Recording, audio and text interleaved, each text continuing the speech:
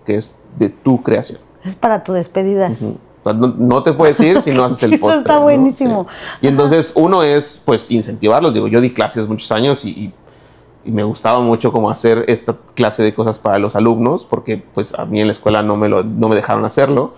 Es como, tú tienes la responsabilidad de generar un postre, pero pues básate en toda nuestra idea y de lo que hacemos aquí, ¿no? Y hay postres que hemos lanzado de practicantes que se vendieron, o sea, 3, 4 meses y no los podíamos sacar de la vitrina porque la gente los seguía Y pidiendo. no llegaba así de, mis regalías, chef. No, todavía no. Sí, no hay sí. que dar ideas.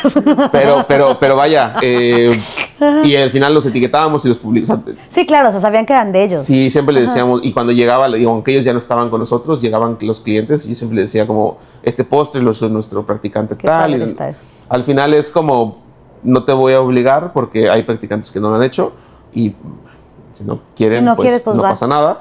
Pero, pues justo la idea de esto es incentivar la creatividad, pero además ver que la gente va encontrando la manera como de generar postres que pues como dices, es a lo mejor muy mía, y ellos van generando como esta misma tipo de repostería que estamos generando, ¿no? Entonces, la intención es pues que yo pueda no estar en Lilo y que la gente sepa que, o sea, digo, la verdad, actualmente yo estoy en Lilo, pero yo ya no estoy en la cocina.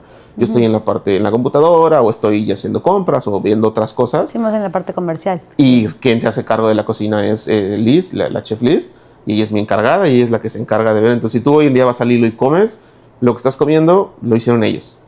Pues muchas gracias, chef. No, ¿de qué? Muchísimas por haberme gracias a ti. acompañado y por conocer. La verdad es que a mí en lo personal sí me quitas el mito de mis respetos porque la repostería, ¿no? Como que todo mundo que hemos estudiado esta carrera le tenemos miedo a la repostería precisamente por eso, porque es muy cuadrada y sientes que el margen de error que puedes tener es nulo. O sea, si lo haces mal, ya estuvo, ¿no? Tiene una parte de verdad, pero también creo que cuando no estás en la repostería, satanizas mucho porque así te enseñan.